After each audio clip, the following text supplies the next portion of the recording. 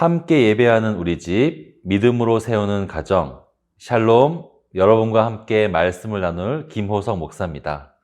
먼저 마음을 열어 하나님을 찬양하겠습니다.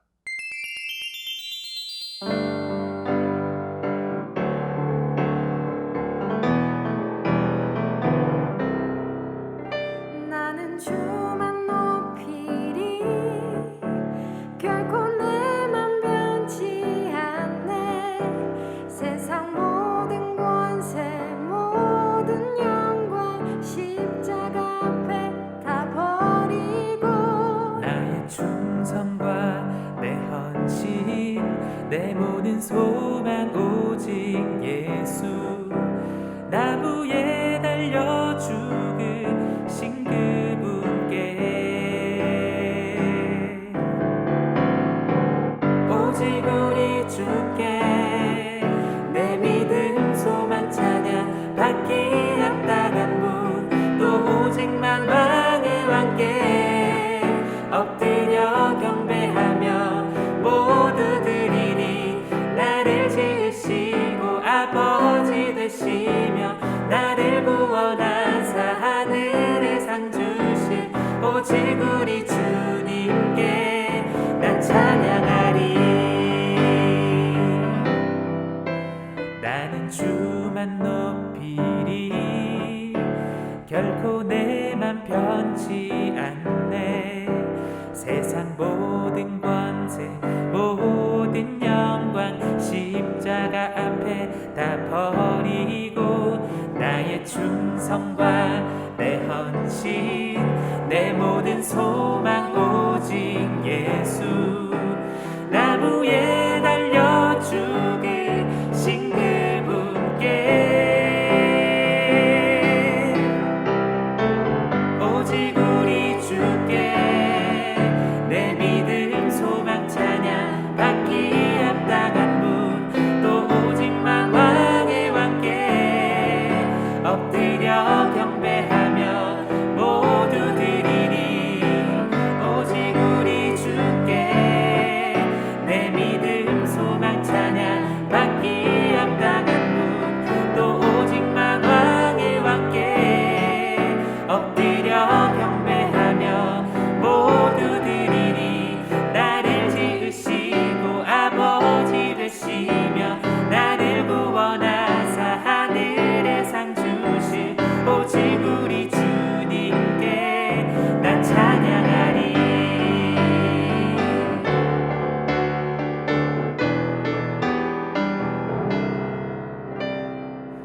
오직 우리 주께 오직 우리 주께 오직 우리 주께 오직 우리 주께 오직 우리 주께 오직 우리 주께 오직 우리 주께 오직 우리 주께 오직 우리 주께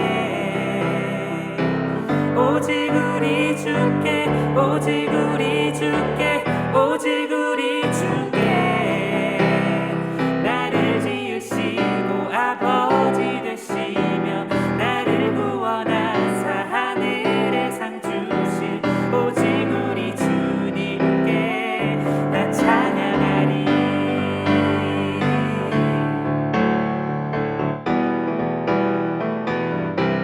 나 찬양하리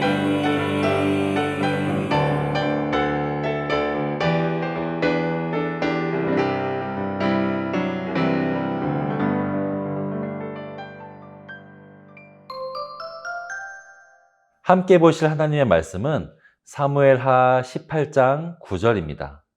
압살롬이 다윗의 부하들과 마주치니라. 압살롬이 노새를 탔는데 그 노새가 큰 상수리 나무 번성한 가지 아래로 지날 때에 압살롬의 머리가 그 상수리 나무에 걸림에 그가 공중과 그 땅 사이에 달리고 그가 탔던 노새는 그 아래로 빠져나간지라. 사랑하는 섬가족 여러분, 특히 우리 티인즈 친구들, 가정예배 꾸준히 잘 드리고 있는 우리 서문 가족분들에게 격려의 박수를 드립니다. 이렇게 매주 온 가족이 시간을 내는 거 쉽지 않은 일이에요. 그러나 이 시간을 꾸준히 가질 수 있다는 것, 하나님의 말씀을 온 가족이 함께 볼 수 있다는 것, 놀라운 특권인 줄 믿습니다. 자, 오늘도 우리가 계속해서 다윗의 이야기를 보고 있어요. 오늘은 특별히 그 시대에 가장 멋진 외모를 가졌던 한 인물에 대한 이야기예요. 여러분이 생각하는 가장 멋진 외모를 가진 사람, 누구라고 생각하나요? 부모님하고 한번 이야기해 볼까요? 부모님 시대와 우리 틴즈 친구들 시대가 다를 거예요. 그렇죠? 틴즈 친구들의 부모님께서 아마 여러분들 나이일 때면은 80년대 아니면 90년대일 텐데요. 부모님 시대에 우리나라 최고 미남 미녀가 누구였는지, 그리고 또 여러분 세대는 지금 누구인지 한번 이 비디오를 잠시 멈춰놓고 이야기를 해봐도 좋을 것 같아요. 이야기해 보셨나요? 목사님 기억에 8, 90년대에는요, 장동건 씨, 그리고 요즘에는 애처가로 유명한 최수종 씨, 오징어 게임으로 유명한 이정재 씨, 그리고 가수 김원준 씨, 이런 분들이 최고 미남이었던 것 같아요. 여자분들 중에서는 배우 황신혜 씨, 그리고 그 다음에는 김희선 씨, 이영애 씨, 이런 분들이 그 당시 가장 멋진 외모라고 평가를 받았었어요. 그런데 오늘 주인공은요, 다윗 시대에 가장 멋진 외모를 가진 것으로 유명했던 한 사람이에요. 그 사람은 바로 다윗의 아들 압살롬이었어요. 이 압살롬은요, 이스라엘 사람들에게 큰 사랑을 받았어요. 우선 외모가 출중했고요. 특별히 가장 유명한 것은 이 압살롬의 머리카락이었어요. 아마 머릿결도 부드럽고 또 머리숱도 많았겠죠. 이 압살롬은 남들이 볼 때에는 매력적인 성격도 가지고 있었어요. 친절하고 동정심이 많은 것처럼 보였죠. 그런데 그 사람이 심지어 그 나라의 왕자라니 얼마나 선망의 대상이었겠어요. 우리 사무엘하 14장 25절 목사님이 읽을게요. 온 이스라엘 가운데에서 압살롬같이 아름다움으로 크게 칭찬받는 자가 없었으니 그는 발바닥부터 정수리까지 흠이 없음이라. 사람들이 볼 때 이리도 완벽한 압살롬이었는데 하나님이 보실 때에는 너무나 큰 단점이 있었어요.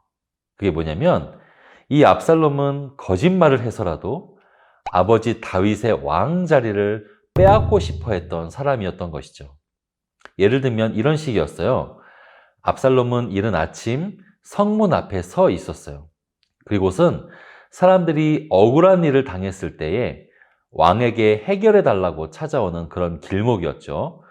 그러면 압살롬은 그 사람들을 다윗 왕에게 잘 안내해 주는 것이 아니라 이렇게 말하곤 한 것이에요.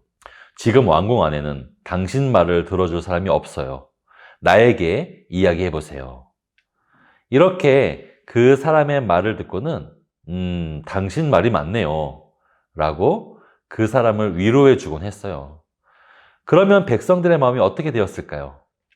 자기를 위로해 주고 살펴준 압살롬이 참된 왕감이라고 생각하고 또 다윗은 바빠서 백성들의 재판도 해주지 않는 나쁜 왕이라고 점점 생각하게 되겠죠.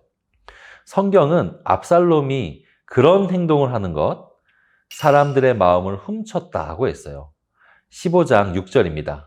이스라엘 무리 중에 왕께 재판을 청하러 오는 자들마다 압살롬의 행함이 이와 같아서 이스라엘 사람의 마음을 압살롬이 훔치니라. 압살롬이 왜 이렇게 했을까요? 우선 첫 번째로 아버지 다윗에 대한 순종하는 마음이 없었어요. 자기가 그렇게 하면 아버지 다윗에게 피해가 갈 것을 잘 알았거든요. 두 번째, 자기가 왕이 되고 싶었던 것이에요. 이 당시의 왕자는요, 압살롬 한 명이 아니었어요. 그 중에 한 명만이 왕이 될 수 있는 거니까 압살롬은 자기의 인기를 이용해서 사람들의 마음을 미리 얻어놓으려고 한 것이죠. 세 번째, 압살롬은 자기 자신에 대해서 자만심이 있었어요. 자기는 외모적으로나 성격적으로 누구나가 다 칭찬해주는 사람이니까 말이죠. 하나님이 주신 멋진 외모, 자기의 장점이라고 생각했던 그것이 자기 자신을 교만한 사람으로 만드는 함정이 되어버린 것이에요. 그렇게 사람들의 마음을 훔친 압살롬은 더 큰 일을 꾸며요. 압살롬은요, 헤브론이라는 지역으로 옮겨서 반란을 일으키기로 해요. 거기서 전국 방방곡곡에 편지를 보내서 자기가 왕이 되었다고 말하도록 해요. 그때 다윗을 배신하고 압살롬 편으로 붙은 사람들이 꽤 많았어요. 압살롬의 이미지가 엄청 좋았고 또 반대로 다윗에게 나쁜 마음을 가진 사람도 없지는 않았거든요. 물론 다윗도 죄가 많은 사람이었기 때문에 나쁜 감정이 있을 수는 있지만 하나님이 세우신 왕인 다윗을 하나님의 뜻을 어겨가면서 몰아내려고 하는 것은 큰 죄인 것이에요. 실제로 다윗은 하나님이 기름까지 부으셨지만 사울 왕을 직접 공격한 적은 한 번도 없었던 거 여러분 기억하실 거예요. 압살롬은 드디어 반란을 일으킨다는 나팔을 불었고 다윗은 놀라서 왕궁을 버리고 도망을 쳤어요. 그 과정에서 다윗을 욕하는 사람도 있었고요. 또 반대로 끝까지 다윗을 따랐던 사람도 있었어요. 그렇게 다윗과 압살롬은 전쟁을 하게 된 것이죠. 참 마음 아프지 않나요? 사랑하는 아들과 사랑하는 아버지가 목숨을 걸고 전쟁을 하다니요. 그러나 이미 교만으로 눈이 먼 압살롬의 눈에는 왕 자리 외에는 보이는 것이 없었어요. 전쟁의 결과가 어떻게 되었을까요? 다윗의 군대가 이겼어요. 압살롬은 전쟁에서 지고 나서 당나귀를 타고 도망을 갔는데 머리카락이 글쎄 나무에 걸려서 나무에 매달려 있게 되어버린 게 뭐예요? 이 모습은 압살롬의 처지를 잘 보여주는 장면이에요. 압살롬은요, 자기의 인기를 지나치게 믿고 교만한 나머지 하나님이 세운 아버지 다윗을 반역하는 죄를 지었잖아요.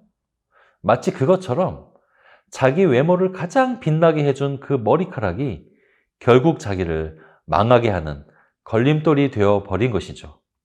이 압살롬은 그렇게 자랑스러워했던 머리카락 때문에 도망가지 못하고 결국 죽임을 당하게 된답니다. 여러분, 만약 하나님께서 주신 자랑스러운 부분이 있다면 그것을 잘 사용해서 하나님의 뜻대로 살라고 하나님이 주신 것이에요. 반대로 우리에게 약점 같은 것도 있을 텐데요. 그것도 나쁘기만 한 것이 아니라 오히려 우리에게 좋은 길로 인도해 줄 수가 있어요. 성경 고린도후서에 보면 이런 구절이 있습니다. 고린도후서 12장 7절부터요.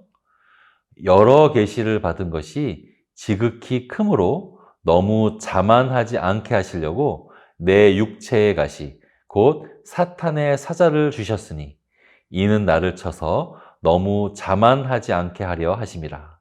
이것이 내게서 떠나가게 하기 위하여 내가 3번 주께 간구하였더니 나에게 이르시기를 내 은혜가 내게 족하도다. 이는 내 능력이 약한 데서 온전하여 짐이라 하신지라. 그러므로 도리어 크게 기뻐함으로 나의 여러 약한 것들에 대하여 자랑하리니 이는 그리스도의 능력이 내게 머물게 하려 함이라. 사도 바울은 사역하는 데 불편한 핸디캡이 있었어요. 그래서 그걸 없애달라고 3번이나 작정 기도를 제대로 한 것 같아요. 그런데 그것이 없어지기보다는 사도 바울이 깨달음을 얻었어요. 그 약한 부분이 오히려 나를 온전하게 만들어주는구나. 그것 때문에 내가 더 겸손해지고 하나님을 가까이 하는 것이구나. 사랑하는 여러분, 여러분에게는 혹시 압살롬의 머리카락처럼 평소에 자랑스럽게 여기는 것이 있나요? 그거 물론 하나님의 선물이에요. 그러나 그걸 지나치게 교만해진다면 그것이 오히려 나를 하나님으로부터 떠나게 만드는 걸림돌이 될 수도 있지요. 반대로 내가 가진 약점이 있어도 그것을 가지고 하나님께 더 가까이 나갈 수도 있답니다. 우리가 가진 모든 것을 통해서 교만하지 말고 오히려 하나님께 감사하고 의지하며 나가는 우리 서문 가족 되시기를 축원합니다. 그러면 다음 주에 만나요. 안녕. 나눔 질문입니다. 첫 번째, 여러분이 가진 강점과 약점은 무엇인가요? 두 번째, 내 강점이 오히려 나를 교만하게 만들거나 반대로 약점이 나를 도운 경우가 있다면 나누어 봅시다.